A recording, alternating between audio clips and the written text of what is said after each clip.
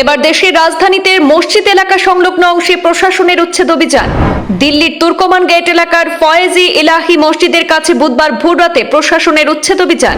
30টিরও বেশি বুলডোজার ব্যবহার করে মসজিদের আশপাশের কথিত অবৈধ নির্মাণ অপসারণ করা হয়। প্রশাসনের উচ্ছেদ অভিযান চলাকালীন স্থানীয় বাসিন্দাদের একাংশের বিক্ষোভ। হাইকোর্টের নির্দেশে উচ্ছেদ ঘিরে উত্তেজনা। পুলিশ জানিয়েছে 4 থেকে 5 জন পুলিশ আধিকারিক আহত হয়েছেন।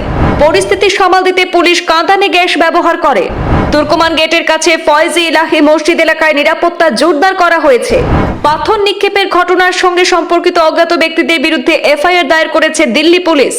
পরিস্থিতি নিয়ন্ত্রণে এলাকায় পর্যাপ্ত পুলিশ মোতায়েন।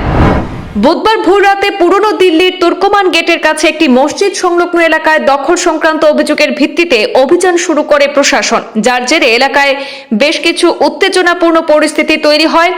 আজ সকাল 8টায় অভিযান শুরু হওয়ার কথা থাকলেও তা ভোররাতে 1:30টা নাগাদ শুরু হয়ে যায়। পরিস্থিতি নিয়ন্ত্রণে রাখতে পুলিশ কাঁদানে গ্যাসের শেল নিক্ষেপ করে বলে জানা যায়। দিল্লির তুর্কমান গেট এলাকায় প্রায় 39,000 বর্গফুট জায়গা অবৈধ দখলের অভিযোগে আদালতের দ্বারস্থ হয়েছিল একটি স্বেচ্ছাসেবী সংস্থা। হাইকোর্টের নির্দেশে ওই এলাকায় জরিপের কাজ শুরু হয়, আর সেই রিপোর্ট জমা দেওয়ার পর আদালত অবৈধ নির্মাণ অপসারণের নির্দেশ দেন। হাইকোর্টের এক নির্দেশে জানানো হয়েছে যে ফয়েজি ইলাহি মসজিদটির বেশ কিছু একর জমির বাইরে থাকা সমস্ত কাঠামো নিয়ম বহির্ভূত, আর সেই নির্দেশ অনুযায়ী বুধবার ভোররাতে অভিযান চালানো হয়। অভিযানের সময় মসজিদ সংলগ্ন কিছু কাঠামো অপসারণ করা হয়েছে। এদিকে মসজিদ কমিটির পক্ষ থেকে দাবি করা হয়েছে জমিটি ওয়াকফ সম্পত্তি। ওয়াকফ অ্যাক্ট অনুযায়ী এই ধরনের বিরুদ্ধে নিষ্পত্তির একমাত্র কর্তৃপক্ষ ওয়াকফ ট্রাইব্যুনাল। দিল্লি পুলিশের এক কর্মকর্তা সংবাদ মাধ্যমে জানিয়েছেন যে অভিযানের সময় স্থানীয়দের একাংশের সঙ্গে পুলিশের ধাক্কাধাক্কিতে অন্তত 5 জন পুলিশ কর্মী আহত হয়েছেন। রামলীলা ময়দানে অবস্থিত মসজিদ এবং কবরস্থান সংলগ্ন জমি থেকে কথিত দখল অপসারণের জন্য দিল্লি পৌর কমিশনের সিদ্ধান্ত নিয়েছিল। তবে এক নির্দেশনায় জানানো হয়েছে যে চ্যালেঞ্জ জানিয়ে মসজিদ সৈয়দ এলাহির ম্যানেজিং কমিটি দিল্লি হাইকোর্টে মামলা দায়ের করেছিল, আর গতকাল মঙ্গলবার সেই মামলার শুনানি হয়। এই আবহে আজকের অভিযান প্রসঙ্গে দিল্লি পুলিশের যুগ্ম সিপি অর্থাৎ সেন্ট্রাল রেঞ্জ জানিয়েছেন যে দিল্লি হাইকোর্টের নির্দেশ অনুসারে এমসিডি 7 জানুয়ারি ভোরে রামলীলা ময়দানের কাছে তুর্কমান গেটের ফয়েজি ইলাহি মসজিদের আশপাশে দখল সংক্রান্ত এলাকায় অভিযান চালিয়েছে।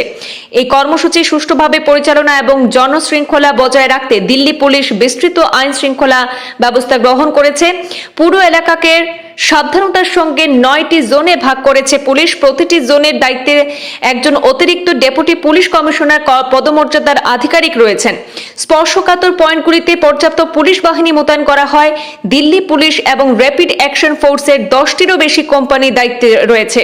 এই অভিযান চলাকালীন কিছু ব্যক্তি প্রশাসনিক কাজে বাধা দেওয়ার চেষ্টা করে বলে অভিযোগ জানিয়েছে পুলিশ। পুলিশের দিকে ইট ও পাথর নিক্ষেপের ঘটনাও ঘটেছে বলে পুলিশ সূত্রে জানা গেছে। এতে একাধিক পুলিশ কর্মী আহত হয়েছেন। পুলিশ জানিয়েছে যে সিসিটিভি ফুটেজের মাধ্যমে ঘটনায় জড়িত 25 থেকে 30 জনকে চিহ্নিত করার চেষ্টা চলছে। এখনো পর্যন্ত পুলিশের কাজে বাধা দেওয়ার অভিযোগে 10 জনকে গ্রেপ্তার করা হয়েছে। এই ঘটনায় এফআইআর দায়ের করে তদন্ত ও জিজ্ঞাসাবাদ চলছে বলে জানানো হয়েছে দিল্লি পুলিশের তরফে।